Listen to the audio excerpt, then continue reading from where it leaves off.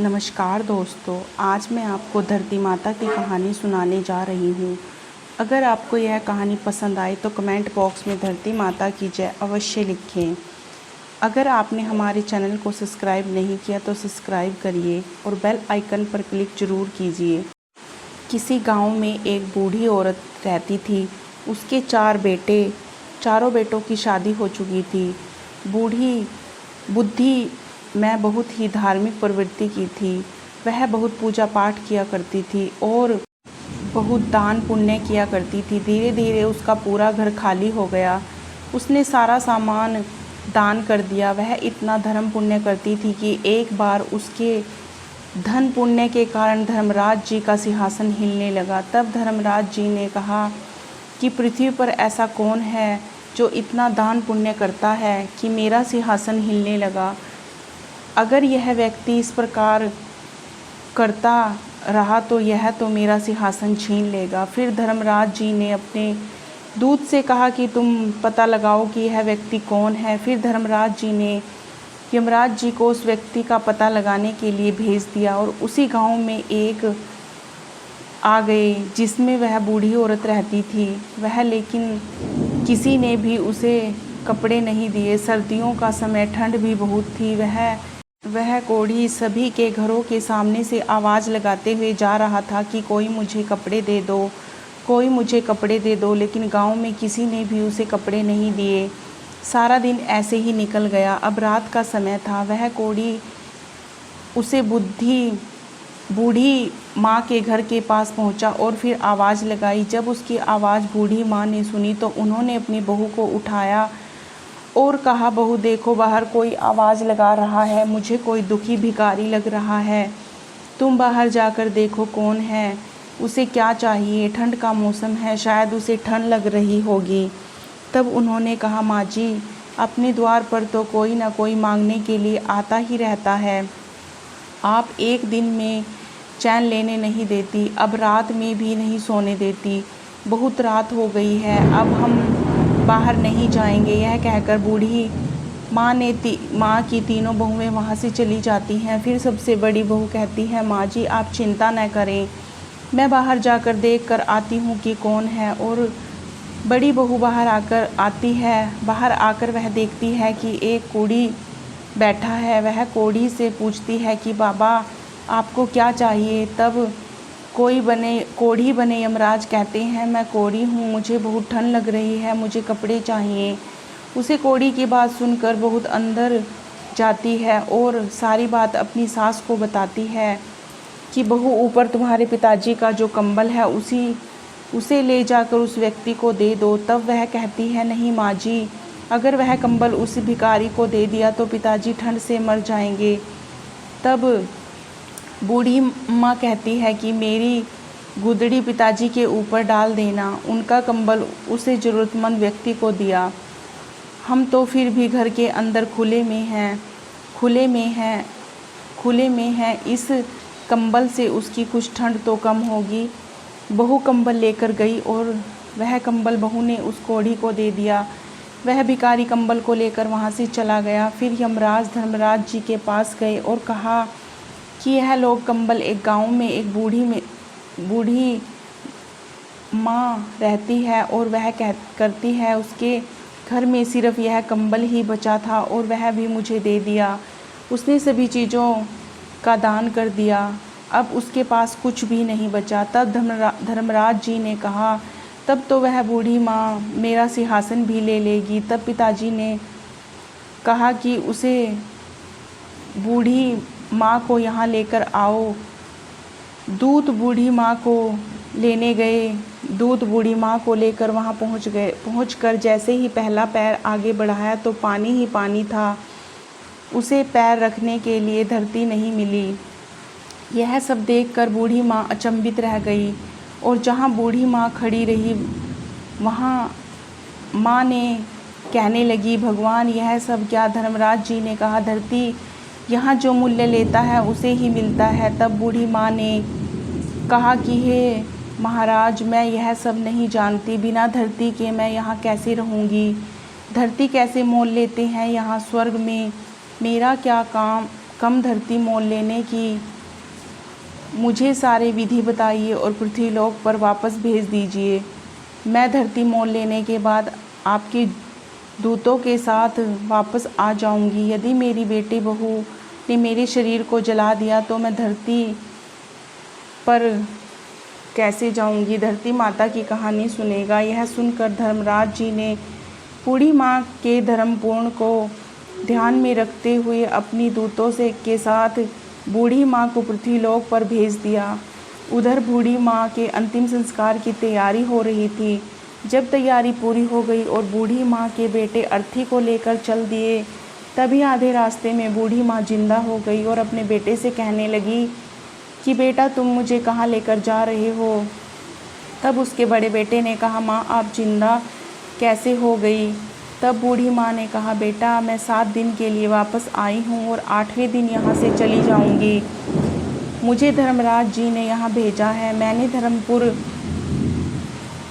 में तो बहुत किया है, पर कभी धरती माता की कहानी नहीं सुनी। धरती माँ मोल नहीं ली, इसीलिए मुझे वहाँ धरती नहीं मिली।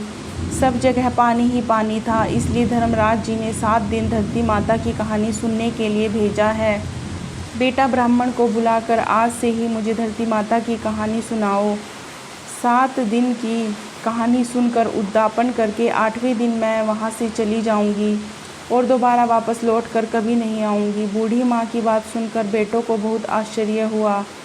वहाँ एक बूढ़े पंडित जी, उन्होंने कहा, बेटा तुम्हारी माँ ने भगवान के दरबार से होकर आई है, यह सब सच का कह रही है, इसे घर ले चलो, जलाओ मत। बुजुर्ग पंडित की बात सुनकर बेटे अपनी माँ को घर ले आए। बूढ़ी माँ की बहू ने देखा कि उनकी सास घर आ गई तो आपस में कहने लगी, अम्मा नहीं मरेगी या तो हमें मार कर ही मरेगी। घर में पहले से ही कुछ नहीं छोड़ा, अब यह फिर आ गई। जब बूढ़ी माँ ने बहू की बात सुनी तो कहा, बेटी मैं तो किसी को नहीं मारना चाहती, बस किसी ब्राह्मण को बुलाकर मुझे 7 दिन धरती माता की कहानी सुनवा दो, फिर मैं यहाँ से हमेशा के लिए चली जाऊँगी और कभी वापस नहीं आऊँगी। फिर बेटे बहू ने ब्राह्मण को बुलवाया। 6 दिन धरती माता की कहानी सुनी। 7वें दिन पानी से भरा हुआ एक लोटा लेकर बोली, इसमें 5 रुपये 25 का धागा, गुड़ की रोली लेकर बूढ़ी मैं अपने बहू से कहने लगी, चलो बेटी सब साथ में पीपल के पेड़ के पास चलो, वहाँ बैठकर हम सब धरती माता की कहानी सुनेंगे।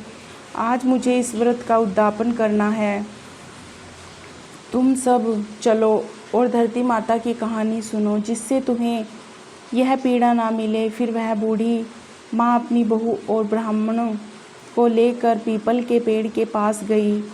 वहाँ बैठकर ब्राह्मण ने धरती माता की कहानी सुनी और बूढ़ी माँ और उसकी बहू ने कहानी सुनी। कहानी सुनकर बूढ़ी माँ ने धागा, 5 रुपये और गुड़ की ढीली को पीपल की जड़ में गाड़ दिया। फिर बूढ़ी माँ कहने लगी कि धरती माता इसे स्वीकार करो। धरती माता, अब मैंने लिया है, मुझे आगे भी धरती मिले और मुझे यहाँ ना आना पड़े। इस प्रकार बूढ़ी माँ ने 7 दिन धरती माता की कहानी सुनकर उद्यापन कर दिया और बहू ने 1 दिन कहानी सुनकर उद्यापन कर दिया। फिर सास बहुएं घर लौट आएंगी। फिर बूढ़ी माँ ने अपनी बहू से कहा कि बेटी आज मेरा आखिरी दिन है, आज मुझे 36 प्रकार का भोजन करवा दो, मैं यहाँ से चली जाऊँगी और फिर कभी नहीं आऊँगी। तब बहू कहने लगी, माँ जी क्या बनाए, घर में तो आपने कुछ छोड़ा नहीं। तब बड़ी बहू ने कहा, कोई बात नहीं, तुम यह सब मत बोलो, मैं खाने का प्रबंध कर लूँगी।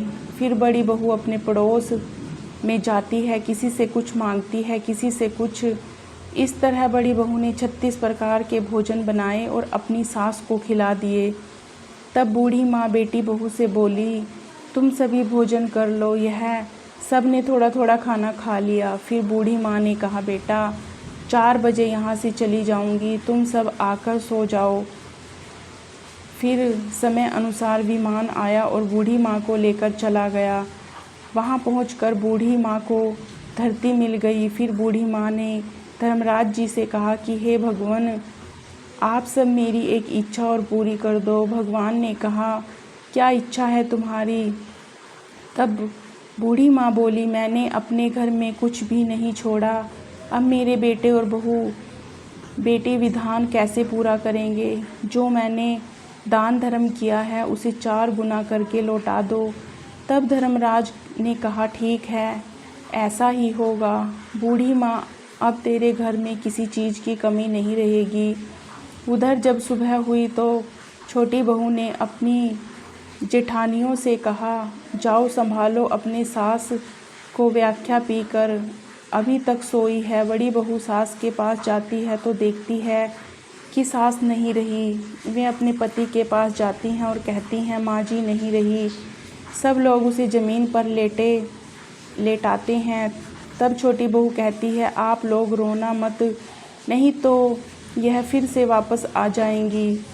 लोटे से पानी लो और चित्त मार दो, नहीं धोए तो यह पहले से भी है। इन्हें जल्दी ले जाओ और अंतिम संस्कार कर दो, जिससे इनकी गति हो जाए। फिर चारों भाई आपस में बात करने लगे कि चलो छोटी बहू की बात मान लेते हैं, लोगों को बुलाया तो फिर से शर्मिंदा ना होना पड़े।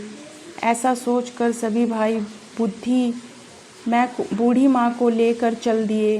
रास्ते में कुछ औरतें पीपल की पूजा कर रही थी। जब उन्होंने देखा तो वह समझ गए। उधर बेटों ने बूढ़ी माँ का अंतिम संस्कार करती हैं।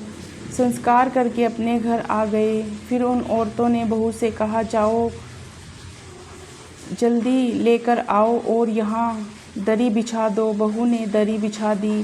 फिर औरतों ने खूब भजन गाए। भजन गाने के बाद औरतें अपने घर चली गई। दरी पर बैठे बूढ़ी माँ के बेटे सोचने लगे, अब क्या करें? माँ तो मर गई। अब अपने घर वालों को दुखी देखकर बड़े बहू घर के अंदर आई। बहू ने जैसे ही बूढ़ी माँ के बक्से को खोला तो वह दंग रह गई। उसमें नोटों की गड्डियाँ थी। रसोई में गई तो सब सामान भरा था। यह देखकर वह बहुत खुश हुई और सोचने लगी कि मैंने अपने बेटे पोतों के लिए दान धर्म करती थी, अपने मन धन वापस करके गई है। उसने बाहर आकर अपने पति से कहा कि अंदर आकर देखो। तब उसके पति ने कहा, क्या बात है? बहू ने कहा, आप अंदर तो आइए। वह अंदर गया तो इतना धन अनाज सब देखकर आश्चर्यचकित रह गया। फिर आकर उसने अपने भाइयों से कहा कि उठो देखो, माँ तो हमें बहुत धनवान कर गई। सब अंदर जाते हैं।